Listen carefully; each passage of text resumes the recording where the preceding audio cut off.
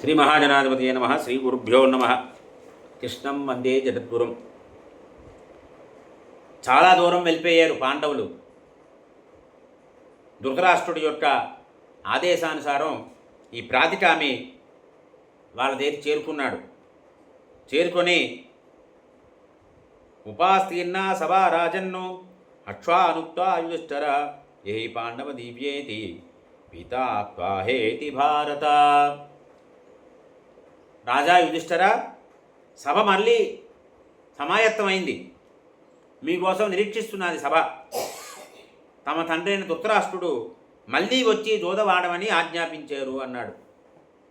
యుధిష్ఠిరుడు అన్నాడు, ధాతుర్నియోడాత్ భూతాని ప్రాప్నువంతి శుభాశుభం న నివృత్తిస్తయోరస్తి దేవితవ్యం పునర్యది. ప్రాణి అనేటువంటి వాడు విధి ప్రేరణను అనుసరించి శుభాన్ని కానీ అశుభాన్ని కానీ పొందుతాడు. అంటే ప్రాణి శుభ ఫలితాలు పొందినా అశుభ ఫలితాలు పొందినా దానికి ఏది కారణము అంటే విధి ప్రేరణ ఒక్కటే కారణము. ఈ విధిని తప్పించేటువంటి అవకాశం అసలు లేదు. అందువల్ల నేను మళ్ళీ ఆడాలి అనేటువంటిది విధి నిర్ణయంలా కనిపిస్తున్నది అన్నాడు. అక్షజ్యూతే సమావానం నియోగ సవిరశ్చ జాననపి క్షయజరం నాతిత్రం తుముత్సహే. వృద్ధుడైనటువంటి ధృతరాష్ట్ర మహారాజు ఆదేశాన్ని అనుసరించి జూదానికి మళ్ళీ ఆహ్వానించడం అనేది వంశ వినాశకరం. అది తెలుసు నాకు. ఈ మళ్ళీ జూదం ఆడడం వల్ల వంశ వినాశం కలుగుతుందని తెలుసును. కానీ వృద్ధుడైనటువంటి మహారాజు గారి యొక్క ఆజ్ఞను నేను అతిక్రమించలేను అన్నాడు అని చెప్తున్నాడు. ఇక్కడ రామాయణంలో విషయం చెప్తున్నాడు. ఇక్కడ అసంభవే హేమవయస్స జంతో తథాపి రామో లులుభే మృగాయ ప్రాయ సమాపన్న పరాభవానాం దియో నివర్తస్తరా భవంతి. బంగారు జంతువు ఉంటుందా ఉండదు అని తెలుసును రామచంద్రమూర్తికి. అయినప్పటికీ కూడా ఆ బంగారు లేడి వెనకాల వెళ్ళారు రాములు వారు. అంటే ఒక పతనము కానీ ఒక పరాభవం కానీ సంభవిస్తోంది అన్నప్పుడు ఎవడి బుద్ధి అయినా సరే విపరీతంగా ఆలోచిస్తుంది. సరి అయినటువంటి నిర్ణయాన్ని ఆలోచనని ఉండదు, ఆ సమయంలో ఉండదు. ఈ రకంగా పలికాడు. పలికి ధర్మరాజు తన సోదరులతో సహా మళ్ళీ వెనక్కి బయలుదేరాడు. శుకుని మాయని తెలుసును. మళ్ళీ జూదం ఆడడం కోసం ధర్మరాజు వెళ్తున్నాడు. ఈ రకంగా ఈ పాండవులు మళ్ళీ ఆ జూత భవనంలో ప్రవేశించారు.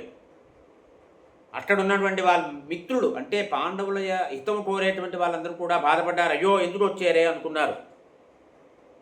ప్రారబ్ధానికి వసూలైపోయారన్నారు. ఇక్కడ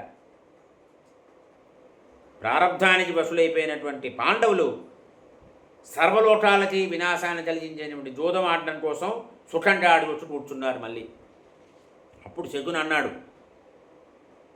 ధర్మరాజా, ధృతరాష్ట్ర మహారాజు మీ ధనమంతా కూడా మీకు తిరిగి ఇచ్చారు, చాలా మంచి పని చేశారు. కాబట్టి ఈసారి జూదానికి ధనము సంపద రాజ్యం అక్కర్లేదు, ఒక్కటే ఒక పందెం పెడతామన్నాడు.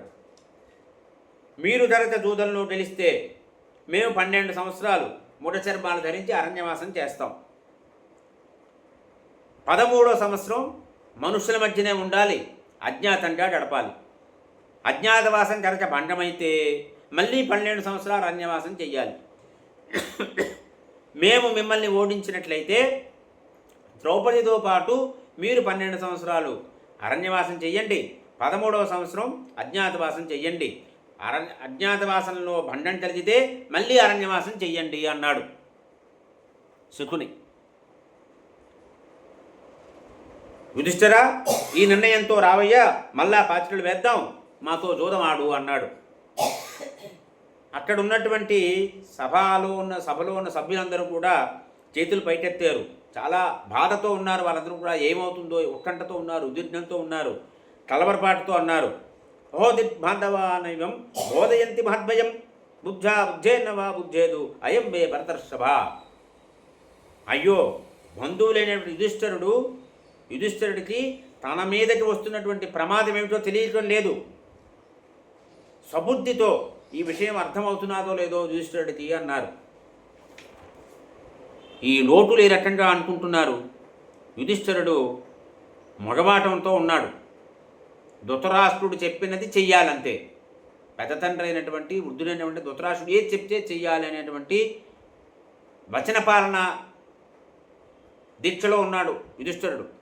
అందువల్ల ధర్మదృష్టితో ఉన్నాడు. అందువల్ల మళ్ళీ జూదానికి సిద్ధపడ్డాడు.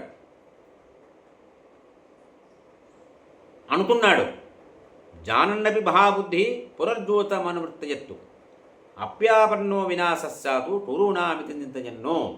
ఈ పురుటులానికి వినాశం రాబోతోంది అని ఆలోచిస్తూ జూదానికి సమాయత్తమయ్యాడు. చెప్తున్నాడు, స్వధర్మ పరిపాలనలో ఆసక్తి ఉన్నటువంటి నాలాంటి రాజు జూదానికి పిలువబడితే మళ్ళీ వెనక్కి వెళ్ళకూడదు, అందువల్ల నేను నీతో ఆడుతున్నాను అన్నాడు.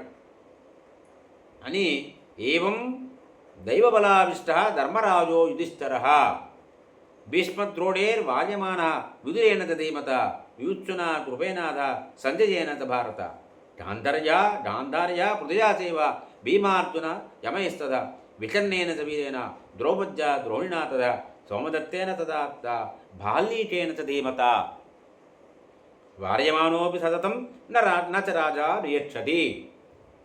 యుధిష్ఠిరుడు ప్రారంధానికి లోనయ్యాడు.